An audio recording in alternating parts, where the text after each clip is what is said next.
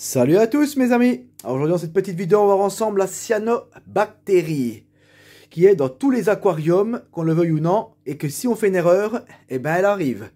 Donc allez, on va voir tout ça ensemble aujourd'hui, je vais tout vous expliquer dans cette vidéo. Donc restez bien jusqu'au bout. Allez, on est parti, on ne perd pas de temps et on y va.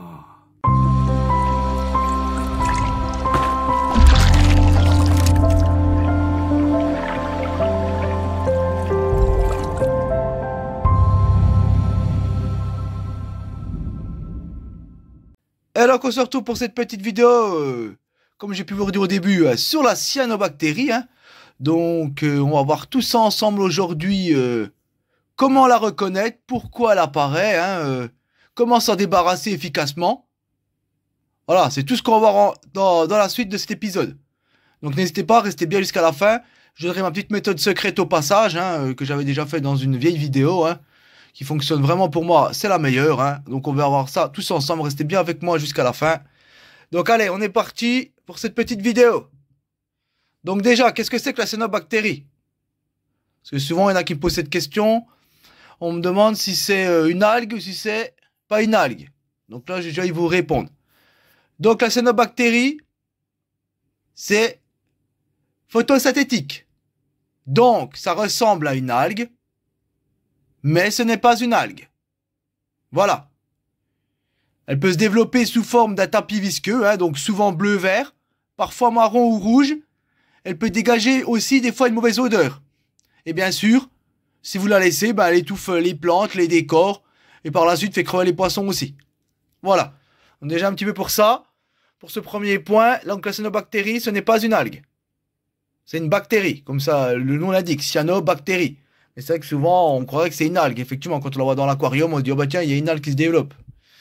Voilà un petit peu pour ça. Ensuite, les causes de son apparition. Donc, voilà, il y a diverses petites causes qu'il peut y avoir. Pourquoi elle apparaît-elle, plusieurs facteurs possibles. Donc, un déséquilibre des nutriments. Trop de phosphate et de nitrate. Donc voilà, s'il y a trop de ça, c'est mort. Si vous mettez trop de nourriture dans l'aquarium, etc., personne ne le bouffe, puis que ça pourrit le fond de l'aquarium, ça peut la faire venir. Bien entendu, un manque d'oxygène ou de brassage de l'eau, donc une pompe mal nettoyée, une pompe mal nettoyée ou alors une pompe pas adaptée. Par exemple, vous mettez une pompe pour un 50 litres dans un 200 litres, ça va pas le faire. Un excès de lumière ou éclairage mal réglé. Donc effectivement, ça aussi. S'il y a trop de lumière ou un éclairage mal réglé, ça c'est mortel. Ensuite, le substrat, ça c'est, voilà. S'il est vraiment trop sale ou qu'il accumule des déchets organiques, voilà, plein de crottes de poisson, etc. Donc ça c'est mortel. Et bien sûr, le dernier, utilisation d'une eau de mauvaise qualité. Voilà. Donc, faire attention à tout ça. Après, dans tous les cas, il faut savoir que la cyanobactérie, elle est dans tous les aquariums.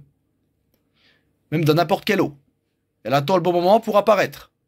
Donc, essayez de faire que le bon moment n'existe jamais pour elle. Voilà.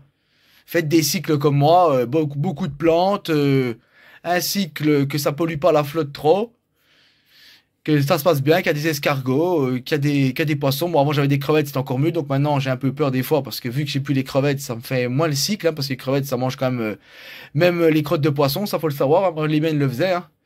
Donc l'avantage, c'est qu'il n'y avait pas grand-chose à l'aquarium. Voilà, elle liquidait vraiment tout. Donc c'est ça qui m'embête un peu. Donc voilà, pour les causes. Donc maintenant, nous passons à la méthode 3. Comment s'en débarrasser? Donc là, voilà. Donc là, je vais vous donner les méthodes que tout le monde dit un peu partout, sur Internet, partout. Donc, augmenter le brassage et l'aération de l'aquarium, bien sûr. Réduire la dureté d'éclairage, max entre 6 et 8 heures par jour. Faire des changements d'eau réguliers avec une bonne eau. Introduire de bonnes bactéries, concurrentes bénéfiques. Et bien sûr, la dernière, éviter la suralimentation des poissons. Et après, bon, deux méthodes que moi personnellement je déconseille, mais fortement, parce que ça pourrit les aquariums. Mais bon, je vais les dire quand même. Les méthodes chimiques. Voilà, pas d'autres mots.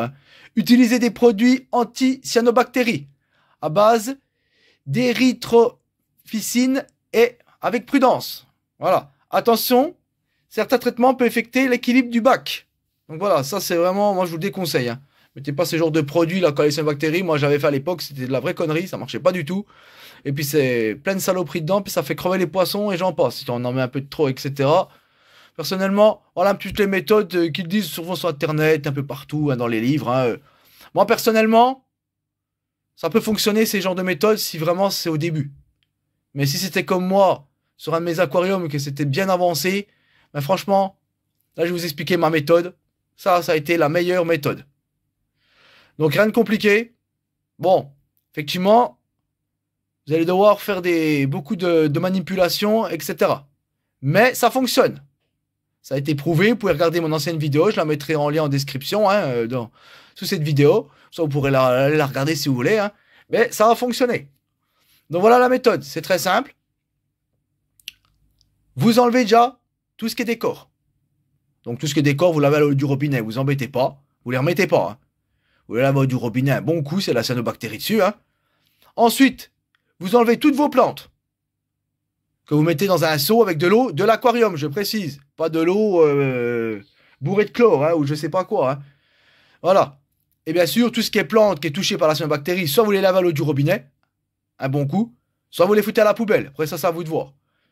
Ensuite, une fois que le sol est neutre, quoi, il ne reste plus que le sol, l'eau et les poissons, qu'est-ce que vous faites? Ben, vous prenez une pompe, donc la pompe à fioul, là, ou quelque chose qui aspire, hein, ce que vous avez, et vous aspirez tous les jours la cyanobactérie correctement. Même si vous la voyez collée, vous savez, des fois, entre les vitres et puis le fond, quoi. Vous l'aspirez vraiment comme il faut, tous les jours.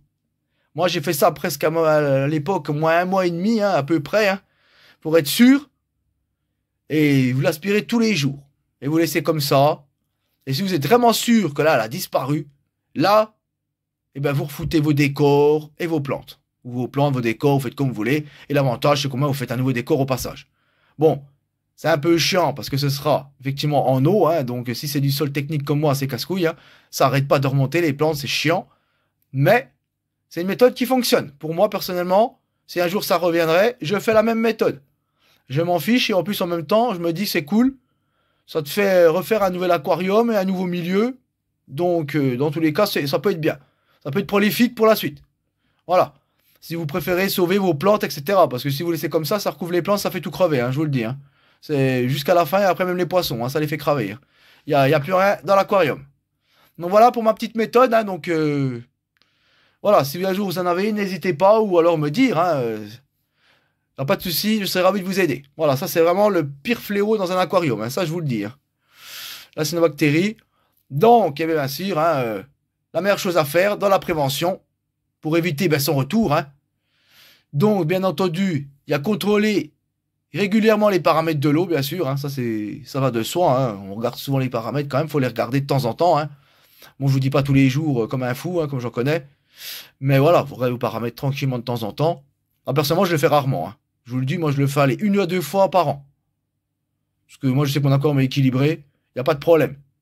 Je le fais vraiment surtout au départ, quand l'aquarium vient de commencer. Parce que c'est là le plus intéressant. Mais il faut quand même le faire. Je vous dis, faites-le quand même de temps en temps. Voilà. Ensuite, maintenir un bon cycle hein, de l'azote hein, et éviter les surpopulations. Ça, c'est sûr. Si on met trop, comme moi, comme j'ai des guppies, si j'ai un petit aquarium, j'aurais un 50 litres, là, j'en aurais déjà de trop. Hein. Donc là, ce serait déjà la surpopulation et ça, c'est pas bon. Ensuite, bien sûr, il faut vérifier l'éclairage hein, et éviter le soleil direct. Parce que le soleil direct, alors ça, c'est le truc aussi qui l'a fait venir rapidement. Hein. Et l'éclairage, il ne faut pas en mettre trop, hein, maximum 12 heures, hein, pas plus. Hein. Parce que moi, j'en connais, ils mettent des 20 heures d'éclairage. Moi, je dis, vous t'abusez un peu, là. Voilà, il faut vraiment y aller progressivement, de toute façon. Hein. Au début, il faut mettre 5 heures, 6 heures, et on monte. Jusqu'à 12 heures, si on veut. Mais personnellement, moi, je m'arrête à 8 heures. Hein. Moi, je vous le dis, j'ai jamais mis plus haut. Hein. Et vous voyez, il n'y a pas de problème dans mon aquarium. Voilà. Donc ça aussi, un petit conseil au passage. Hein. Ça sert à rien de mettre des 20 heures, hein, comme j'en connais qui font.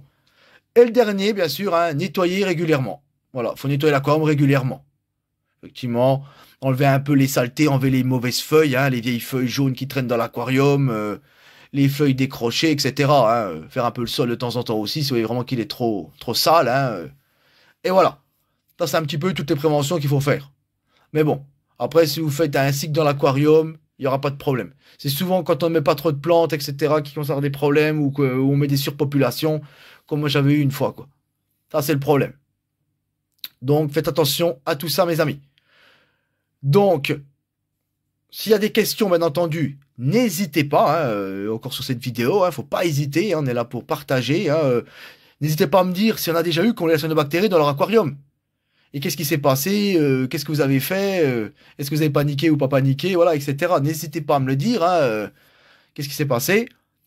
Bien entendu, si c'est pas encore fait, abonnez-vous avec la petite cloche pour ne manquer aucune de mes prochaines vidéos. Le petit pouce bleu qui fait toujours plaisir. Et on se dit à la prochaine. Allez, ciao mes amis.